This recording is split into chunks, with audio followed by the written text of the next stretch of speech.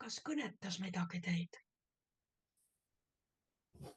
Ma lisaksin võib-olla, mis Jumal nagu minu sisse on pannud, et ma olen nagu sinnapoole liikumas kõiges oma palves ja kõiges selles.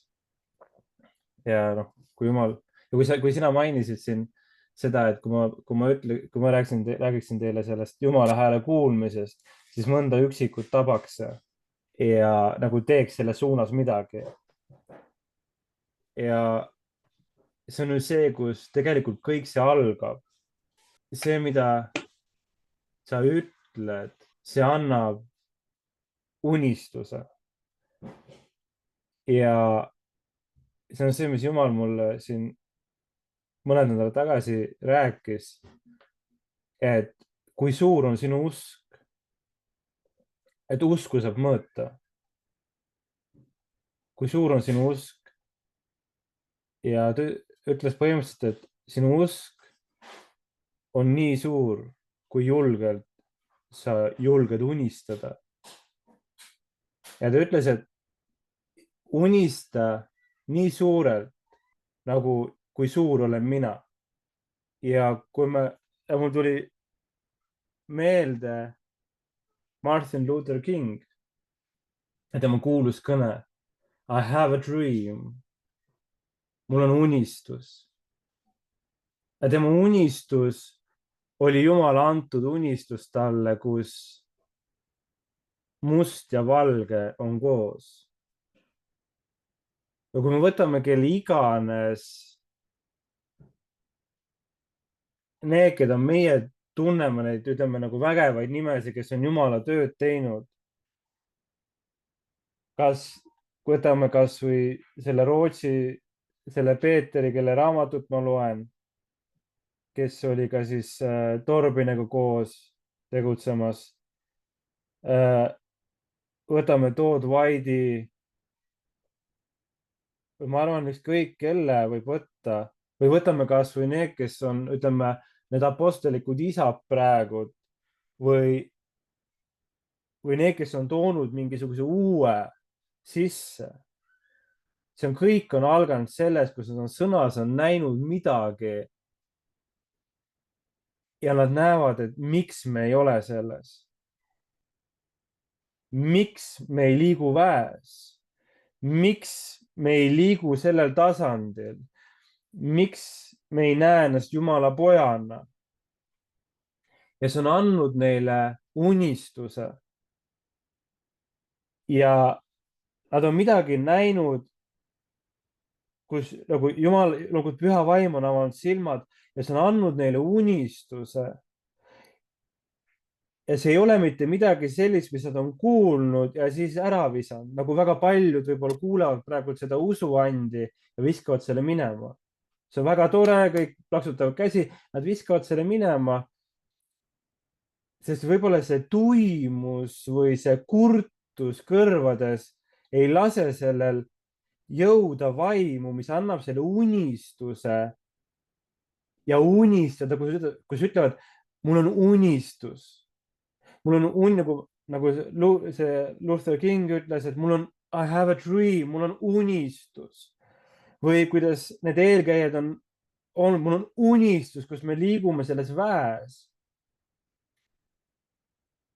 Ja see on see, kus kõik, ma usun, kus see kõik üldse algab, on see, et me võtame selle sõna ja nüüd me avame oma südame sellele sõnale ja me võtame vastu, see on Jumala unistus, on see meile. Tema unistab selles, et me võiksime hakata käima selles. Ja nüüd, kui me võtame selle sõna vastu ja me avame oma südame sellele sõnale ja see annab meile unistuse ja me ei võta seda kui ja väga tore ja me viskame selle minema, sest see ei ole minu jaoks. See on kõikide jaoks, aga on neid, kes avavad oma südame sellele ja võtavad selle vastu unistusena ja nad ei anna alla ja nad palvetavad ja nad jäävad palvetama ja nad tänavad Jumalat ja nad hakkavad nägema seda elu, nad hakkavad nägema selles usuannis liikumise elu. Nad hakkavad nägema väes liikumise elu ja nad hakkavad palvetama seda unistust, mis neil on, sest nad teavad seda, et see on isa unistus talle. Ma usun, et see on kõige algus, on unistada. Selles mõttes unistada, kui et sa mõtled sellest, sa palvetad seda. Ja unistus on see, kui suurelt sa näed isa. Kas sina usud, et isa on kõigeks võimeline? Kas sina usud, et meie taevane isa on võimeline surnud ärkavad ellu? Kas sina usud, et meie taevane isa on võimeline, kurdid saavad kuulma, pimedad nägijaks, jalutud käima? Kas sa usud seda? Kui sina usud seda, siis sa hakkad seda unistama. Ja see unistus väljendub sellena, et Jumal, miks me ei ole selles? Ma tahan seda. Ma tahan seda elu. Ma tahan Jumala poja elu elada. Ja nagu sa mainid seda armastust ja see loob ka selle armastuse inimeste vastu. Nagu meile, kui me käisime Kristelle klassikaaslase sünnipäeval, ta käib ju kurtide koolis. Seal ei ole ju ainult kurdid. Seal on iga nagu kõike võimalik nii-öelda, kus inimene ei ole võimeline rääkima, tal on vaja viipekeelt ja seal on väga tugevad autistlikud lapsed, seal on kahjustustega sündinud, seal on Downi sündroom. Ja see on umbes nagu pooleks, kes on kurdid ja kellel on kõik muu. Ja ma vaatasin neid lapsi ja mõtlesin, et mõtle, kui kõik saaksid terveks. Et Jumal oleks võimalik kõik praegu terveks teha. Ja see on see, mida ma olen palvetanud terve see aasta. Ma ei tea, kaua ma palvetan, aga ma olen oma sisse, ma olen nii-öelda oma südames otsustanud, ma ei anna ennem alla selles palves, kui ma näen seda elu manifesteerumas. Aga ma näen ka, kuidas see loob seda armastust inimeste vastu, kui sa hakkad vaatama, mis takistab, et nad ei võiks saada terveks. Mis takistab praegu, et autism ei võiks praegu lahkuda, see vaim. Mis takistab see Downi sündroomis laps ei võiks saada terveks. Ja see hakkab looma seda armastust, seda unistust, mis küsib, et mis takistab, sest mina usun, et minu taevane isa on võimeline seda kõike tegema ja see on andnud mulle see unistuse ja ma küsin, aga mis mind takistab? Loomulikult on ka teine pool, mis Jumal mulle kõneleb isiklikult, kus ma olen ja kõik see, aga see on see, millest kõik algab. Võta vastu see sõna, loos endale unistuseks, sest see on püha vaimu unistus ja ära lõpeta palvetus, kui sa ei näe seda aasta pärast, 2 aasta pärast, 3 aasta pärast, ära lõpeta unistamast Jumala unistust, mis on meile, mis on tema pojale, liikuda selles. Nii, see minul kõik. See oli nii hea, et sa selle teema tõid ülesse, sest eile Jumal rääkis mulle pikalt ja teate, ta räägib mulle järjest juba väga pikemaid aegu. No te teate ka neid sõnumeid. Need sõnumid on aeg-ajalt need on mustvalged ja need ei meeldi religioossele sellisele tasasele. Kõik on hästi ja kõik taevasse ja sellisele kontingendile need sõnumid ei meeldiks. Jeesus räägib minuga täpselt nii ausalt, nii nagu läbi piibli on meie ja nemad kogu aeg, on mustad ja valged, on need, kellel on õli ja need, kes jäävad ukse taha, on nisud, lusted, on halvad kalad, head kalad, kitsed, lambad, lusted, nisu. Kogu aeg on see, et sisse ja välja, Uues Jeruusalemmas on sees, teised sisse ei saa. Kõik on selline, Jeesus on kogu aeg must ja valge, seal ei ole mingisugust ninnu näinud. Ja ta on juba mitmeid aastaid ja praegu ka nagu ma ei julgegi, mõtlen, ma ei julgeks isegi neid sõnumeid jagada, ma saaksin kohutava pahameele osaliseks. Ma mõtlen, kui see oleks avalik. Aga üks asi, ta rääkis eile väga pikalt ja selgelt mulle oma elust loobumisest ja kuidas inimesed tahaksid küll tema tahet teha, aga nii kaua, kuni sellist võimalust ei ole kerkinud, siis nad jätkavad oma elu, nagu teda poleks olemaski. Niimoodi ta ütleski. Nad jätkavad oma elu meanwhile, oodates, et ma tahan sinu tahet teha, aga kuni ma ei tea, siis ma jätkan oma elu ja Jumal ütleb, nad jätkavad oma elu, nagu mind poleks olemaski.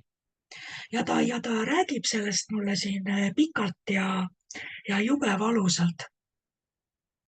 Ja ta ütleb, ma küsisin et mis vahe siis, milles see vahe on?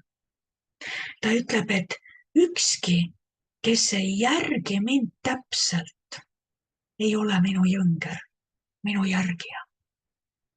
Need, kes käivad sellised pühapäevased järgijad, ta ütleb, et nad unustagu ära, nad ei ole minu jõngrid, nad ei ole minu järgijad. Ükski, kes ei järgi mind täpselt, ei ole minu jõnger. Mis neid eristab?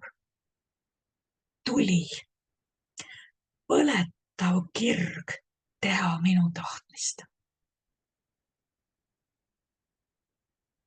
Ma ei osanud seda oodata. Mis eristab leiget rahvast nendest, kes teevad vägevaid asju, kelle elu on täis pööraseid imesid ja tunnustähti, Jumala tegusid, mis neid eristab? Ainus vastus oli tuli. Põletav kirg teha minu tahtmist. See on see, millest Hannes rääkis. See, kui sa ütled, et ükskõik mis, Jumal, võta mind, palun võta mind. Ma vihkan seda enesekeskset elu, ma ei taha elada ainult endale. Ma ei taha elada ainult oma autole, oma koerale, oma majale. Ma viskan selle kõik ära, palun. See kirg, mis nõuab, et teha Jumala tahet. Jumala tahe ei kuku meile lihtsalt. Vaid ta ütleb, tuli, põletav kirg teha minu tahtmist. Ta ütleb, mul on palju sõpru, kellele ma meeldin. Jeesus ütleb, mul on palju sõpru, kellele ma meeldin, aga nad ei taha teha minu tahtmist. Appikene, kui Jeesus ütleb niimoodi. Mul on palju sõpru, kellele ma meeldin. Ma arvan, et ta meeldib kogu religioossele maailmale. Kõigile kristlastele, neile meeldib Jeesus. Mul on palju sõpru jutumärkides, kellele ma meeldin, aga nad ei taha teha minu tahtmist. Mina aga ütlesin, et kui te tahate olla minu tõelised sõbrad, siis te kuulate mind ja teete, mis ma ütlen, ega tee, mida ma pole teile öelnud. Siit läheb see edasi, ta rääkis väga huvitavalt edasi. Peetrus läks kalale.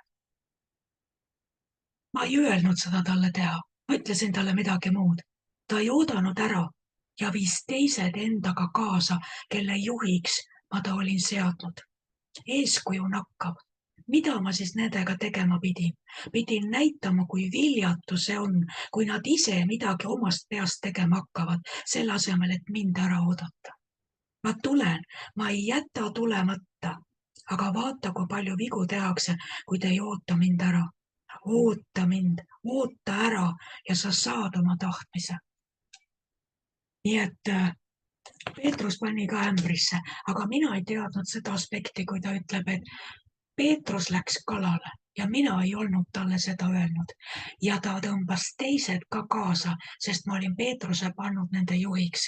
Ja ta viis teised ka sellise stsenaariumi sisse, millest Jeesus ei olnud rääkinud. Ja nad kandsid 0 vilja. See oli täiesti mõttetu evangeelne ettevõtmine, nad ei saanud ühtegi kala. Ja Jeesus pidi nad tagasi kutsuma. Nii et see ongi see, mis eristab, nagu Hannes ka tõi välja. mis vahe on selles, kelle elus toimivad võimsad asjad ja ainult imed ja ainult tunnistuse otsa ja kelle elus ei toimi. vaata lähemalt, mis on vahe. vahe on tules. kelle südames põleb tuli, kirg teha tema tahtmist, metsik kirg teha tema tahtmist, imed ei jää tulemata ja kelle elus on lihtsalt üks leige selline vegeteerimine. vahe on selles, nii et see on meie teha. ma ei tea veel, ma endamisi alles mõtlen ja seedin, kuna see on niisugune pikem sõnum. ma seedin, kus on see vahe, et Jumal kutsub ja paneb su sisse tule ja kus on isiklik vastutus. paljud on saanud dramaatiliselt päästetud nagu mina ja on väga leigeks ära vajunud. mina sain dramaatiliselt päästetud ja ma olin hull Kristuse järele ja tänase päevani. ma olin hull tema tahte tegemise järele, aga teised said samamoodi pattudest vabaks, said patud andeks, suured patud andeks, dramaatiliselt päästetud ja läksid vaikselt nohinal omaenda eluga edasi. ma ei tea, kus kohas on see, kus on kutse ja kus on isiklik vastutus. kas see algab kutsest ja nõuab isikliku vastutuse võtmist või see algab isiklikust enesele aru andmisest, kui palju sul on andeks antud ja et sul ei ole selles maailmas enam midagi teha, vaid tema ongi kõik, mis sul on. ja kui sa sellest aru saad, siis ta kutsub sind. mul ei ole vastust, kumba pidi see käib, aga ma natuke kahtlustan seda viimast. sest ta ütles, kellel on palju andeks antud, see palju ka armastab. ja meile kõigile on palju andeks antud, ärge eksige. ei ole ühtegi, kellele on vähe andeks antud, me kõik teenisime ära surma ja põrgu. kui sulle on andeks antud surm ja põrgu, siis sulle on palju andeks antud. vahe on selles, kes saab sellest aru ja kes ei saa aru. kes saab ilmutuse ja saab aru, mis sulle andeks anti, see paneb kõik ühele kaardile, järgib Kristust jäägitult. ja siis ta nõuab välja selle, Jumal, palun luba mul teha sinu tahtmist. aga kellel ei ole ilmutust, ütleb aitäh, Jeesus, ja läheb nagu need 9 pidalitõbist, läheb oma teed. ainult 1/10 tuli tagasi.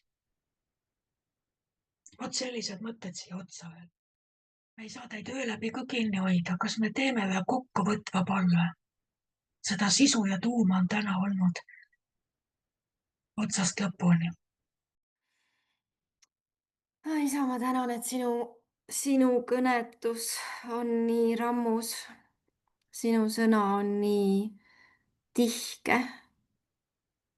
see ei ole kergesti seeditav, vaid see vajab mälumist, see vajab aeglast söömist, see vajab läbimõtlemist, iseenda läbikatsumist. isa, ma tänan, et see, mis sa täna meile jagasid, iseendast välja jagasid, et see teeb oma tööd meie igaühe sees, puhastab välja meie eludest selle, mis on meie endi valik, mis on liha valik või hingesoov.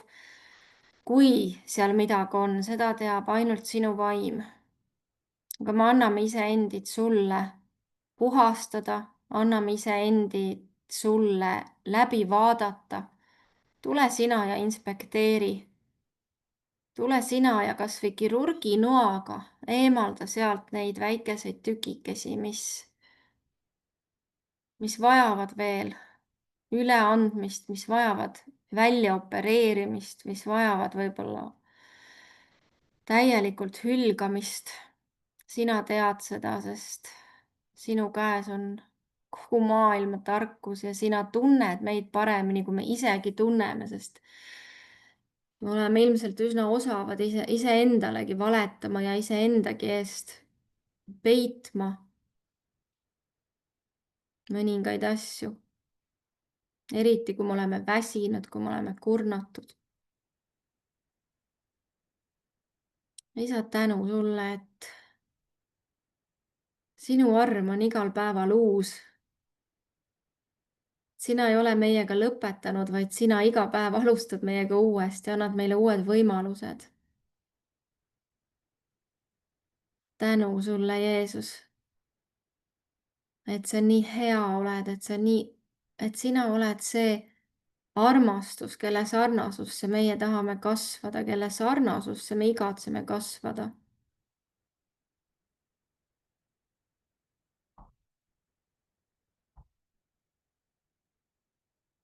Jeesus, me anname ennast jälle veel kord. Ja ilmselt ka täna ei ole viimane kord, kui me seda sinu trooni ees ütleme, et siin me oleme oma tänases seisus igaüks sellisena, nagu me oleme ja sina tead seda, see ei ole meie kellegi teise arvata ega hinnata, vaid me oleme kõik sinu ees tegelikult alasti ja paljad. Sinu ees me ei saa mitte midagi paremaks valetada, midagi olematuks luisata.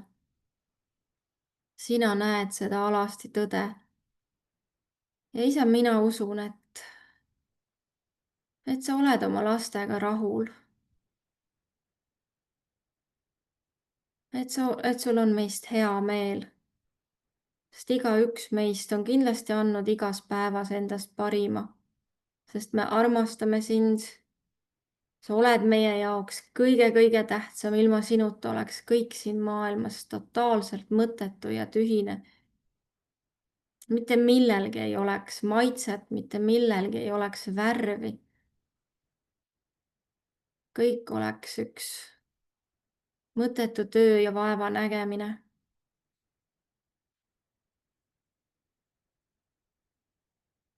Jeesus, ma tänan, et sina annad meile kasvada. Et me ei pea rahulduma sellega, mis on meie tänane seis. Et me saame sinuga koos olla kogu aeg liikumises, kogu aeg arenemises, kogu aeg küpsemises. See on see, mida sinu vaim meilt ootab. Ja meie oleme valmis. Me tahame olla arenemises, me tahame olla küpsemises, me tahame iga päev olla natuke enamat sinu sarnasuses, kui me olime täna, kui me olime eile. Et me ei oleks paigalseisus, sest paigalseis hakkab meid tagasi tirima. Aga me tahame pressida läbi, pressida edasi. Jeesus, tule ja õnnista oma ligioluga meie järgmist nädalat. Anna meile tunda ja kogeda, kuidas me saame sinuga koos käia, kuidas me saame sinuga koos ilmsiks tulla, nii et sina meie kaudu saad inimesi kohata. Isa, too meie teele inimesi ja olukordi, kasuta meid ja anna meile julgust ja tarkust neid olukordi ära tabada. Rohkenda usku meie sees. Isa, kui vaja, siis pane meile seda kapaga, aga anna ka neid olukordi, kus seda rakendada, sest et rakendamisega usk kasvab.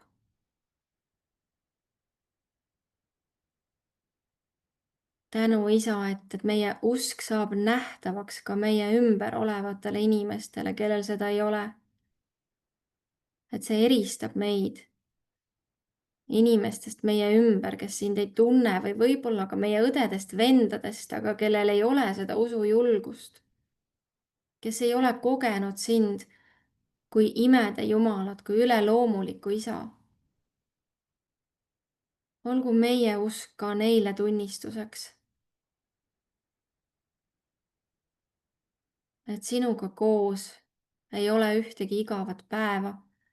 Sinuga koos me ei ole piiritletud ega kuidagi kahandatud väikeseks, vaid tõepoolest meie jaoks on piirid on igavikus, piirid on taevas. piirid on seal, kus on sinu piirid ja sina teatavasti oled täiesti piirideta. Et rohkenda meie sees seda usuvaimu, mida me kõik nii väga ihkame, kõik nii väga tahame, sest me oleme ju usurahvas. Issand, muuda meid usurahvaks.